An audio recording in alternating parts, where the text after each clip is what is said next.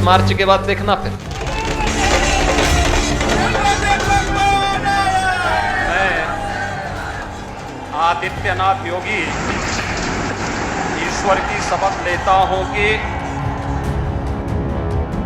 उत्तर प्रदेश के मुखिया योगी आदित्यनाथ के राज में गुंडे, माफियाओं, बदमाशों की क्या जगह है, ये तो बात सीएम योगी ने अपने पहले कार्यकाल में ही बता दी थी, जब उन्होंने एक रैली में खुलेआम कह दिया था कि सूबे में जितने भी गुंडे, माफिया, बदमाश हैं वो या उत्तर प्रदेश छोड़ दें, नहीं तो उनके लिए दो ही जगह होगी, एक जेल और दूसरी जगह जहां वो नहीं जाना चाहेंगे। सत्ता के संरक्षण में पल रहे गुंडे, माफिया, अपराधी, लुटेरे, ये सब के सब मेहरबानी करके या तो उत्तर प्रदेश छोड़ करके चले जाएं, और अगर उत्तर प्रदेश में रहेंगे तो फिर उनके लिए दो जगह होंगी। मुझे लगता है उस जगह कोई भी नहीं जाना चाहेगा और उसके बारे में वो तय कर लें क्या होना है।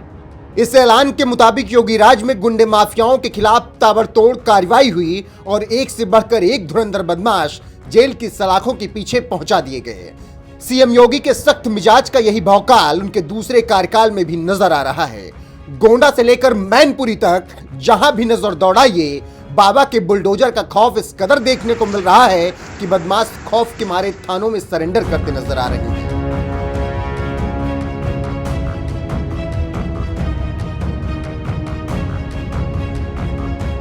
यह नजारा है जिला मैनपुरी का, जिसे मुलायम परिवार का गढ़ माना जाता है, और मुलायम परिवार के इस गढ़ में योगी के बुलडोजर का खौफ किस कदर देखने को मिल रहा है, ये आप मैनपुरी के थाने में लुटेरों की लगी लंबी लाइन को देखकर समझ सकते हैं। इनके हाथों में नजर आ रही तख्ती पर साफ साफ शब्दों में लिखा है, हम लुटेरे हैं, हमें जेल भेज दो। ये गुहार बता रही है कि योगी सरकार के दूसरे कार्यकाल में किस कदर बदमाशों में खाकी का खौफ देखने को मिल रहा है। यह नजारा देखकर तो ऐसा लग रहा है कि अब पुलिस वालों का भी काम आसान हो गया।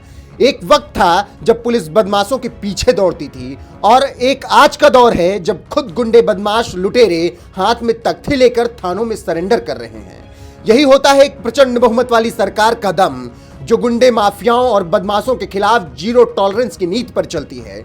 और अगर ऐसा नहीं होता तो मुख्तार अंसारी, अतीक अहमद जैसे माफिया जेल में नहीं होते, और अखिलेश के करीबी माने जाने वाले आजम खान भी जेल की सलाखों के पीछे नहीं गए होते।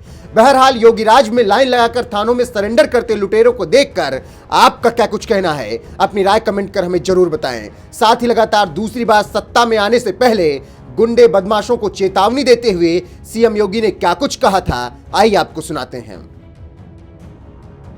भाइयों बहनों, आपने देखा होगा ये चाचा भतीजों का, ये महाभारत के जितने रिश्ते थे ना, अगर कहीं आपको देखना है तो मुझे लगता है कि महाभारत के सारे रिश्ते समाजवादी पार्टी परिवार के अंदर देखने को मिल जाएगा। और इसीलिए मैं धन्यवाद दूंगा श्रीमती अपर्णा यादव को कि उन्होंने समय रहते वहां से अपने को अलग कर दिया और भारतीय जनता पार्टी की राष्ट्र आराधना के इस यज्ञ के साथ जुड़ गए, और इस राष्ट्र आराधना के अभियान के साथ जुड़ करके जनता जनार्दन की सेवा के लिए उन्होंने अपने आप को समर्पित किया। आज वे मंच पर भी आई हैं, और इसलिए हमें समझना होगा कि भाइयों बहनों, पिछली सरकारों में विकास का कोई विजन नहीं था। उनके लिए जैसे हम लोग कहते हैं सबका साथ सबका विकास, तो उनके लिए क्या था? सबका साथ और केवल सैफई खानदान का विकास। नौकरी निकलती थी, नौकरी के नाम पर वसूली, हर नौकरी विवादित होती थी, नौजवान का भविष्य खराब होता था। आज उनको याद आ रहा है कि हम सरकार में आएंगे तो नौकरी दे देंगे। अरे जब थे तब क्या किया था? 86, आप याद करिए, डिप्टी कलेक्टर के 86 पद निकले थे, और 86 में से 66 एक ही जाति के सब भर दिए गए थे, और वह भी पैसा लेकर के। आप मुझे बताइए, जो व्यक्ति 50 लाख 60 लाख देकर के डिप्टी कलेक्टर बना होगा, भाइयों बहनों, वह जाकर के क्या जनता जनार्दन की, गरीब की सेवा करेगा?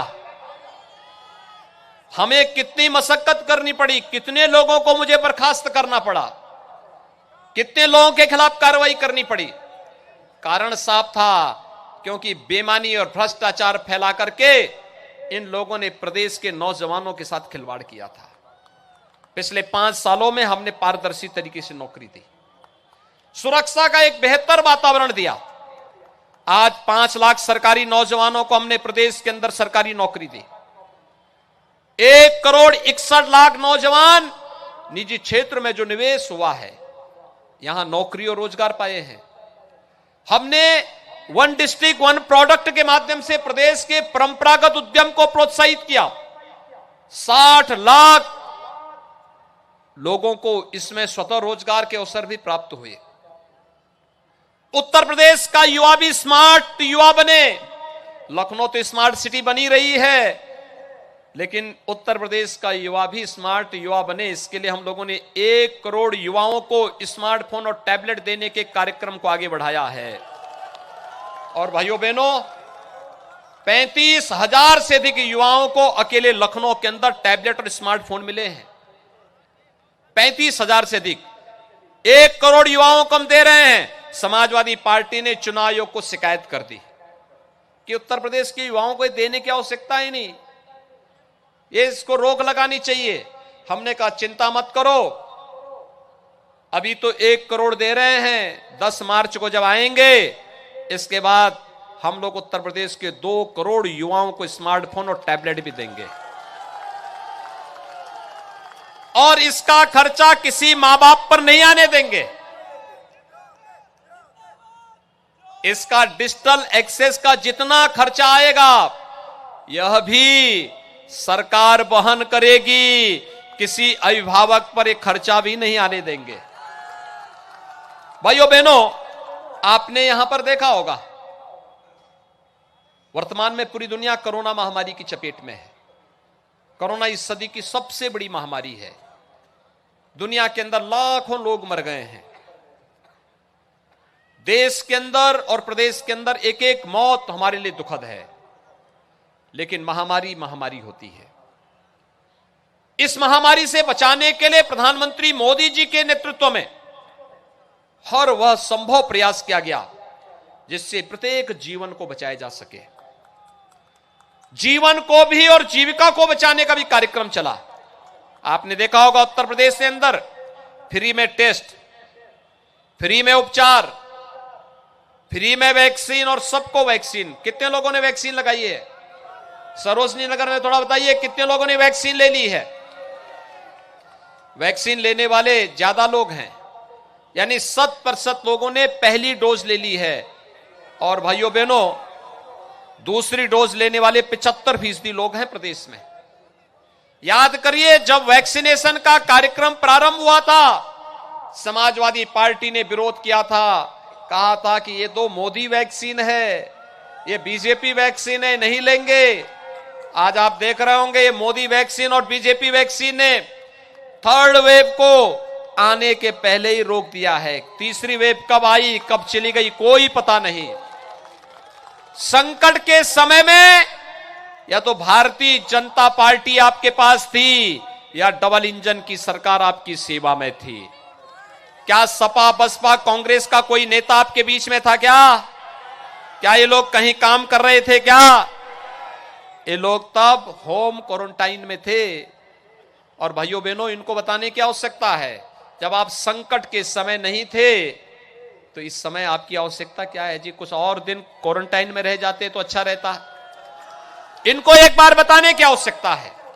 और मैं आप सबसे अपील करने के लिए आया हूं, जो भाइयों बहनों संकट का साथी नहीं,